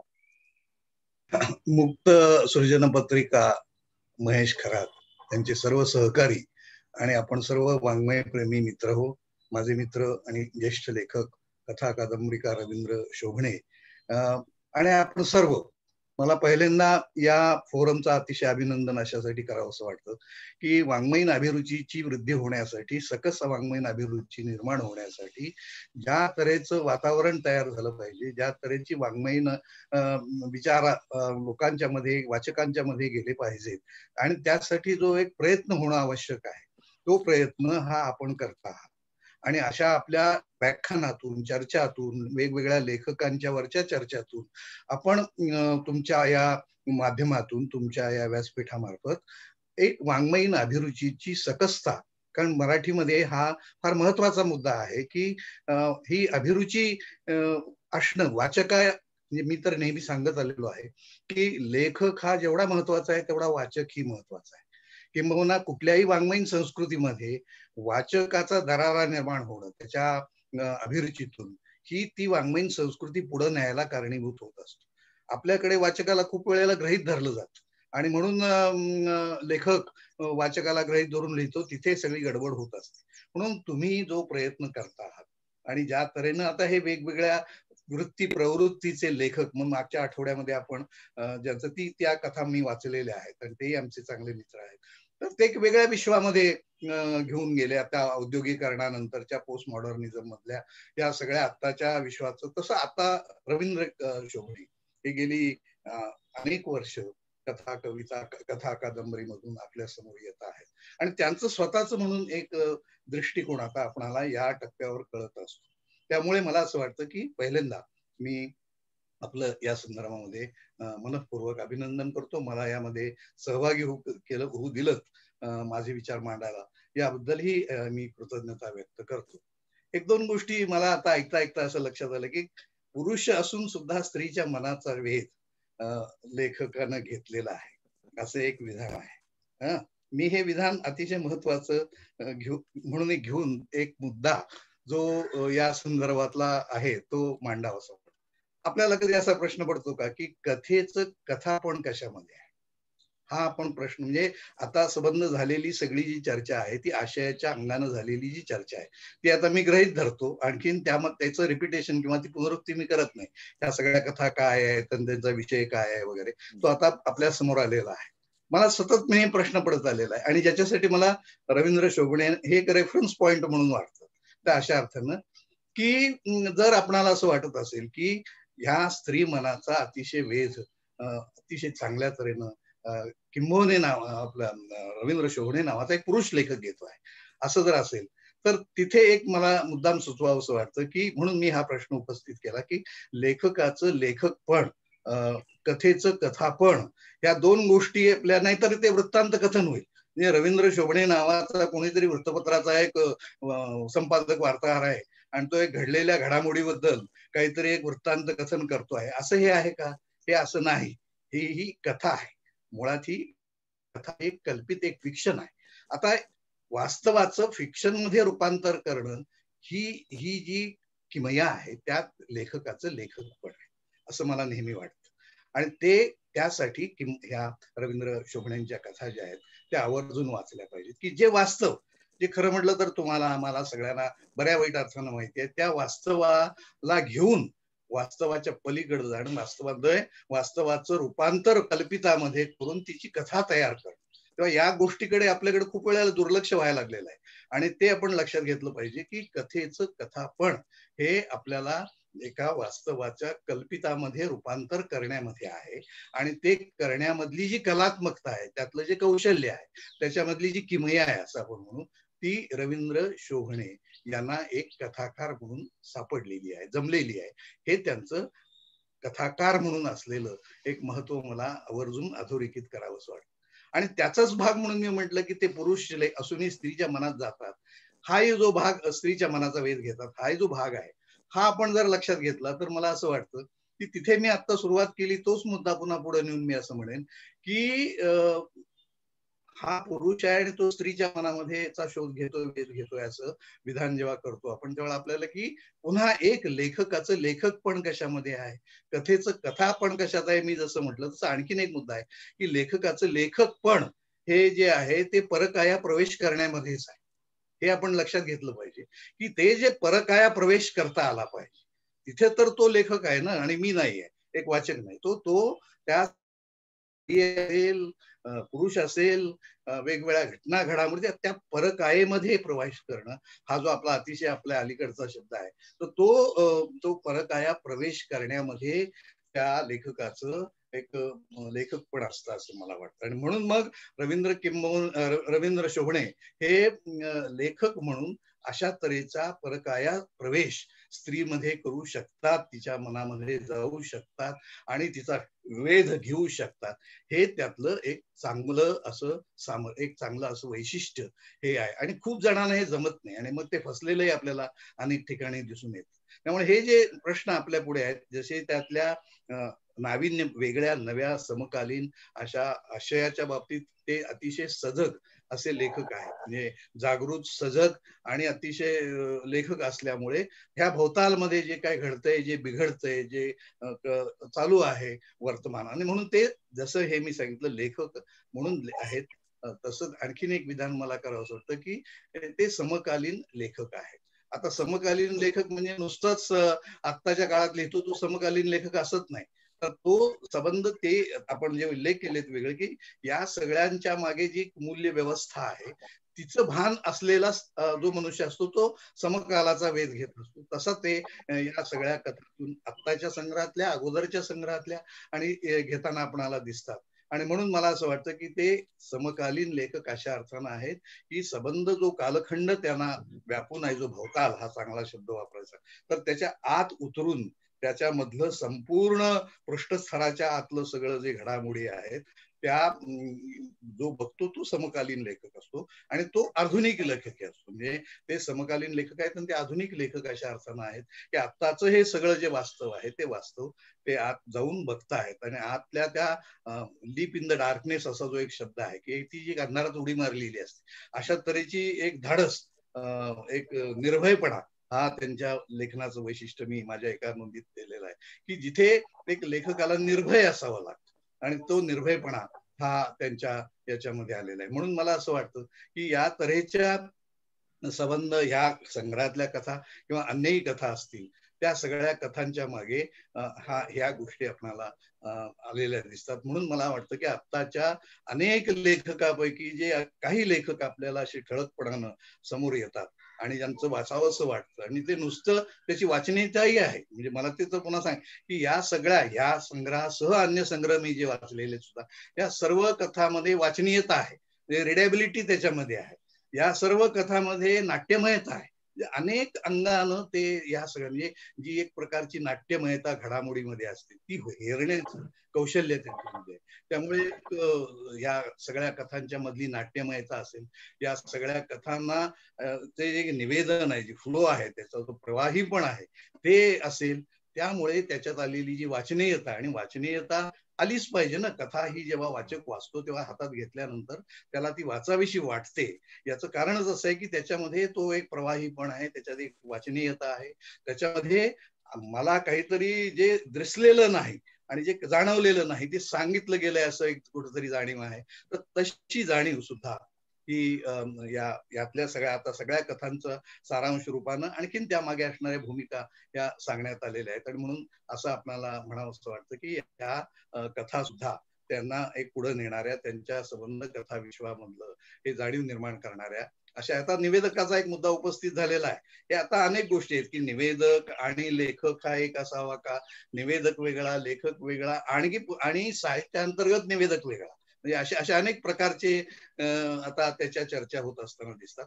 एखादा लेखक जर आपल्या निवेदनातून पुढे जात असताना काही एक दृष्टी निर्माण करत असेल तर ती एक पद्धती रूढ आहे, ती योग्य आहे आणि तशा पद्धतीनं लिहिणं हे आवाज आहे असं मला वाटत नाही. म्हणून त्याच्यातून समजा शेवटी एक लेखक जर डोकावत असेल आपल्याला आणि कारण तोच दृष्टी देणार आहे, तोच तुम्हाला एक काही अंतर्ज्ञान देणार आहे, तर त्यामध्ये काही वावगा आहे असं मला वाटत नाही. म्हणून मला असं वाटतं की ते एक कथाकार म्हणून जे करू पाहतायत, जे दाखवू पाहतायत, त्यांच्या एका संग्रहाला एक मी थोडस लिहिलेलं होतं ब्लर सर्कल, त्यातली काही वाक्य मला मुद्दाम तिथे सांगावीशी वाटतात. कारण ती त्यांची मला, कारण आता मी याचा रिपीट करतो, त्यांची जी वैशिष्ट्य आहे जी मी मला सतत जाणवत आलेली आणि ती वैशिष्ट्य मी सांगताना असं म्हटलेलं होतं की याच्यामध्ये आपण असं म्हणूया की या कथा म्हणजे समकालीन समाजाचे निर्भय आणि सर्जनशील भाष्य आहे, असं एक माझं विधान आहे. अस्वस्थ करणारं वर्तमान त्यातून व्यक्त होताना दिसते आहे आणि घरोघरी घडोघडीच्या ज्या गोष्टी आहेत त्या ते सांगताना दिसत आहेत. सर्वंकष ऱ्हासाच्या आणि पडझडीच्या काळातील स्खलनशील माणसांच्या मोहाचे, दडपलेल्या वासनांचे, अनावर अपेक्षांचे, विस्कटलेल्या संबंधांचे उद्रेक या कथेतून येताना दिसतात, होताना दिसतात. घडल्या गोष्टी नडल्या, पण ते मी हे वाक्य मला असं वाटतं की घडल्या गोष्टी नडल्या ही कळेपर्यंत वेळ निघून गेलेली असते. हे छान, म्हणजे ते कळतं ज्या क्षणी त्यावेळेला असं लक्षात येतं की गेलं आता काय कळू उपयोग काय आहे. अशा तऱ्हेची घडल्या गोष्टी नडल्या हे कळेपर्यंत वेळ निघून गेली हे लक्षात येते. आणि मग ते भ्रष्ट शिक्षण व्यवस्था आहे, ती वृत्तपत्र माध्यमं असतील किंवा हे सगळं जे आहे ते याच्यामधून रवींद्र शोभणे हे आपल्या समोर अशा पद्धतीनं एक लेखक म्हणून येत आहेत. आणि या कथाही त्यांच्या ज्या आहेत ते त्याला अपवाद नाहीत. मी मागच्या सर्व कथा संग्रहाप्रमाणे पुन्हा पुन्हा आणि एक जे संजय भास्कर जोशी म्हणाले तसं किंवा त्यांनी स्वतः म्हटले की कथेचं एक स्वतंत्र कथेची एक स्वायत्त अशी एक रूप आहे, म्हणजे वाङ्मयीन रूप आहे, हे भान त्यांना आहे. म्हणजे त्यामुळे ते जे स्वायत्त रूप आहे कथेचं ते जपतात ते आपल्या कथेमधून, म्हणून ती कथा होते. आणि त्यामुळे मराठीमध्ये अशा तऱ्हेनं कथेचं जे एक कथा आहे आणि कथा ही इतकी अनादी काळापासून चालत आलेली मूलभूत अशी गोष्ट सांगणारी जी आहे, त्याला नानाविध असे फाटे फुटलेले आहेत आणि अनेक प्रवाह प्रवृत्ती त्यातून आजपर्यंत आलेल्या आहेत. तर ह्या सगळ्या गोष्टी आहेत आणि त्यामुळेच त्यांची स्वतःची कथा या सगळ्या गलबलामध्ये स्वतंत्रपणे उठून दिसते आणि लक्षात राहते. आणखीन त्यामुळेच मला असं वाटतं की त्या कथा आपल्याला वाचाव्याशा वाटतात. त्यातून एक प्रकारचं एक काही आपल्याला जाण निर्माण होते आणि आपल्यामध्ये एक प्रकारची अस्वस्थता निर्माण करण्याची ताकद की हे असं आहे आणि हे अशा पद्धतीनं घडताना दिसत आहे असं जाणीव निर्माण करणं हे लेखकाची एक नैतिकता असते असं मला वाटतं. आणि ती म्हणजे मी वारंवार कोट करत आलेलो आहे की सार्थरनं असं म्हटलेलं आहे की दोन प्रकारचे लेखक असतात. एक सेडेटिव्ह देणारे असतात, म्हणजे तुम्हाला गुंगी आणणारं लेखन करणारे असतात आणि ते बरं वाटतं, गुंगी आल्यासारखं वाटतं, नंतर त्यातून तुम्ही बाहेर येता. दुसऱ्या प्रकारचे जे लेखक असतात ते अतिशय इरिटेटिंग असतात, ते तुमच्यामध्ये प्रक्षोभ निर्माण करतात आणि तो प्रक्षोभ तुम्हाला अस्वस्थ करणारा निर्माण करणं ही लेखकाची नैतिक जबाबदारी आहे असं सार्थरनं म्हणतात. आणि रवींद्र शोभणे हे या पद्धतीनं तुमच्या आपल्या सर्वांच्या मनामध्ये वाचक म्हणून ज्या तऱ्हेचा प्रक्षोभ निर्माण झाला पाहिजे, ज्या तऱ्हेचे विचार निर्माण झाले पाहिजे आणि कथेचं कथेपण जपत पुन्हा, म्हणजे ती मी सुरुवातीला जे म्हटलं की ते वृत्तांत कथन न होता ती कथा आहे हे मुळात गृहीत धरून तिची सगळी जी ते होण्यासाठी लागणारी जी क्रिएटिव्हिटीची जी पहिली कथा आहे ती त्या कथेतनं एक लेखकाचं जे संबंध आकलन आहे ते सगळं सांगितलेलं आहे. तरी किती अंगानं, तसंच मला ती रोशमान सारखा सिनेमा असेल किंवा नाटक आहे मराठीमध्ये, बंगालीमधलं बाकी इतिहास, म्हणजे किती डायमेन्शन्स असतात एखाद्या अनुभवाला वगैरे. तर ह्या पद्धतीनं विचार करतात, म्हणजे कथेचं कथेपण जपून तिला ते कथेपण बहाल करून मग तुमच्या मनामध्ये अशा तऱ्हेच्या ह्या सगळ्या जाणीवा निर्माण करणं आणि त्या प्रगल्भपणानं आपल्या मनामध्ये उतरवणं हे कलात्मक यश हे त्यांच्या कथामध्ये आहे असं मला वाटतं. आणि ते म्हणूनच त्यांचा तुम्ही तुमच्या चर्चेमध्ये एक महत्वाचे लेखक म्हणून त्यांना निवडलं, त्यांना घेतलं, हे मला अतिशय महत्वाचं वाटतं. सर काही प्रश्न विचारायचे का सरांना? काय नाही ना? नाही, तुम्ही आता तुम्ही सर्वांनी ज्या कथेचा उल्लेख केलाय ती मी संपादित करत असलेल्या चतुरंग अन्वयमध्ये त्यांनी दिलेली कथा होती आणि ते आम्हाला सतत देत आलेले आहेत. आणि ते जे म्हणत होते अदृष्ट आणखीन किंवा काही वेळेला रूपकाच्या बाजूला जाणार वगैरे, पण म्हणजे लौकिक अनुभवांच्या पलीकडे जाणारं, वास्तवाच्या पलीकडे जाणारं अशा तऱ्हेचंही एक वास्तव असतं. त्याचं एक दर्शन, ज्याला एक झरोका म्हणता येईल, किंवा ते त्यांनी या अशा कथेमध्ये आणलेलं आहे असं मला वाटतं. तर ती एक अत्यंत वेगळ्या स्वरूपाची कथा आहे. असं अशा कथा तुम्हाला म्हणजे लिहाव्याशा वाटतात, म्हणजे वास्तवाच्या पलीकडे गेलेलं एक वास्तव आहे, अशा कथा लिहिण्यामध्ये येणारा अनुभव आणि वास्तवावर लिहिणारा अनुभव याच्यामध्ये काय फरक?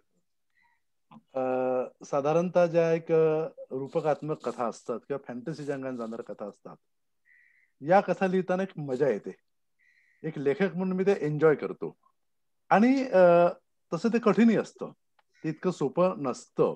काय होतं की असं फॅन्टसीच्या अंगानं जाताना तुम्हाला सांस्कृतिक संदर्भ, मानसिक आणि भावनिक आंदोलन आणि या सगळ्या पलीकडे पुन्हा आणखी वर्तमानाचा एक वाहता झरा, ह्या संबंध गोष्टी या कथांमध्ये येणं गरजेचे असतात. म्हणजे मी जेव्हा गावात झाला ही कथा लिहितो, किंवा एका शिंगाचा बैल नावाची माझी एका शिंगाचा घोडा नावाची एक गोष्ट आहे, किंवा एक ओली धिप्पाड भिंत नावाची गोष्ट आहे. तर अशा याच्यामध्ये काय होतं की एक लेखक कुठल्या तरी एका सूचकत्वानं समकालीन वास्तवातला आपल्या हातात घेऊन उभा राहतो. आणि हे समकालीन वास्तव तो असं स्पष्टपणे दाखवण्यापेक्षा तो आरशातून दाखवतो. आणि अर्थात लेखक हा संबंध म्हणजे खरं म्हणजे हे आरशातूनच तो दाखवतो. त्याच्या हे वास्तव तो काय प्रत्यक्षात दाखवतो, आरशातून दाखवतो. आणि आरशातून दाखवलेलं हे वास्तव मग प्रत्येक वाचकाला, जाणकाराला कसं भावलेलं असतं हे ज्याचं त्यांना आपलं ठरवायचं असतं. म्हणजे माझ्या या प्रत्येक कथेचा अन्वय प्रत्येक वाचक वेगवेगळ्या पद्धतीने लावू शकतो. तर हे जे आहे, तर कसं अगदी आणि प्रतिकात्मक, रूपकात्मक किंवा फॅन्टसीच्या अंगाने जाणाऱ्या कथा तशाही मराठीतून फार कमी लिहिल्या गेलेल्या आहेत. एक जयंतचं उदाहरण देता येईल, किंवा रंगनाथ पठारेंचं उदाहरण देता येईल, किंवा भारत सासरेंचं उदाहरण देता येईल.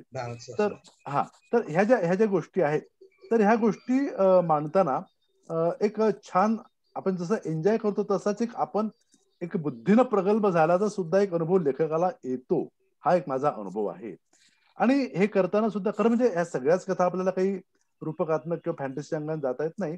पण वास्तवाने फॅन्टसीच्या अंगानं जेव्हा मी दोन्ही अंगाने विचार करतो, तेव्हा मला असं वाटतं की या कथा लिहिणं, फॅन्टसीच्या अंगाने जाणाऱ्या कथा लिहिणं हा जरा कठीण आहे. आपण वास्तव आणि अवास्तव, किंवा वास्तव आणि किंवा तुम्ही जे शब्द वापरला लौकिक आणि अलौकिक, या दोन्हीची सांगड त्यात घालणं आणि ती सांगड घालून एक अनुभवाचा एक कंद असा विकसित करत जाणं, ह्या महत्वाच्या गोष्टी आपल्याला कथांमधून कराव्या लागतात. आणि तो अनुभव मला या कथांमधून आलेला आहे असं मला वाटतं. तुम्ही अतिशय छान विवेचन केलं, मला छान वाटलं. आणि एका जाणकाराने माझ्या कथांचं इतकं सुंदर विवेचन करणं हे खरं म्हणजे माझं अहोभाग्य मी समजतो. त्याबद्दल सप्रे सर मनापासून तुमचे आभार आणि धन्यवाद. आज विशेषतः आम्हाला खूप आनंद झालाय मुक्त सृजनच्या सर्व टीमला. याचं कारण की खूप चांगली चर्चा झाली आणि सप्रे सरांनी शेवटी काय म्हणतात ना, कळत चढवला अशा पद्धतीची एकंदर चर्चा झालेली आहे. तर मी आभार मानण्यासाठी आमच्या मुक्त सृजन साहित्य पत्रिकेचे सहसंपादक डॉक्टर संतोष देशमुख यांना विनंती करतो की त्यांनी आभार व्यक्त करावेत. डॉक्टर संतोष देशमुख आहेत का? हॅलो. आहेत सर, आहेत सर. बोला सर. डॉक्टर संतोष देशमुखला अनम्यूट करा. केलंय सर, केलंय. जी सर, जी सर. देशमुख सर बोला सर. हो हो. मुक्त सृजन साहित्य पत्रिका औरंगाबाद आयोजित डॉक्टर रवींद्र शोभणे यांच्या भवताल या कथा संग्रहावर आज जी चर्चेचं आयोजन करण्यात आलेलं होतं, त्या चर्चेच्या निमित्तानं उपस्थित सर्व मान्यवरांचे मी या मुक्त सृजन साहित्य पत्रिकेच्या वतीने आभार मानतो. या आजच्या या चर्चेमध्ये असं लक्षात आलेलं आहे की या सर्व कथामध्ये मानवी जीवनाचे मूल्य आहे. या कथेत उपेक्षित स्त्रियांचे दुःख आहे, वेदना आहे, स्त्री मनाचा शोध आहे, स्त्रियांचे मातृत्वाबाबतचे आकर्षण, स्त्री पुरुष संबंधाबाबतचे समज, गैरसमज, तिचे कुटुंबातील स्थान, काही प्रसंगात वेगळी वाट निवडण्याचे तिचे धाडस, या सर्व बाबी कथा विषयाला एक उंची प्राप्त करून देण्याचं काम करतात.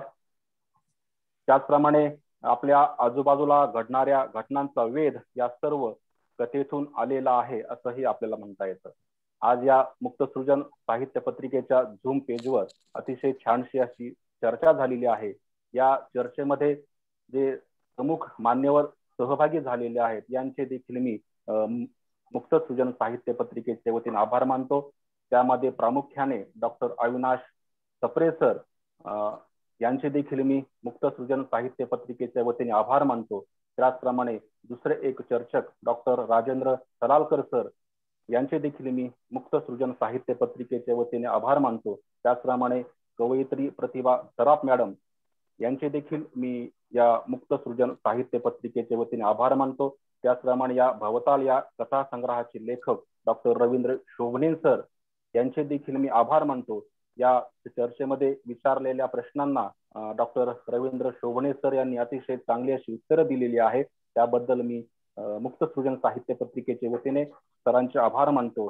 त्याचप्रमाणे या झूम मीटिंगवर उपस्थित सर्व मान्यवरांचे मुक्त सृजन साहित्य पत्रिकेच्या वतीने मी आभार मानतो. मुक्त सृजन साहित्य पत्रिकेचे संपादक डॉक्टर महेश खरात सर, त्याचप्रमाणे त्यांचे या साहित्य पत्रिकेचे उपसंपादक यांचे देखील मी या मुक्त सृजन साहित्य पत्रिकेच्या वतीने आभार मानून आयोजकाच्या वतीने आजची ही आपली चर्चा या ठिकाणी संपली असं घोषित करतो. एक गोष्ट एक राहिली. हे सगळं तांत्रिक काम पाहणारे विनायकराव पाटील महाविद्यालयाचे उपप्राचार्य डॉक्टर दादासाहेब साळुंके यांचे देखील मुक्त सृजन साहित्य पत्रिकेच्या वतीनं आभार व्यक्त करतो आणि अध्यक्ष कार्यक्रम जाहीर करतो. धन्यवाद. Okay, thank you. धन्यवाद सर्वांचे. धन्यवाद मुक्त सृजन साहित्य पत्रिकेच्या वतीने सर.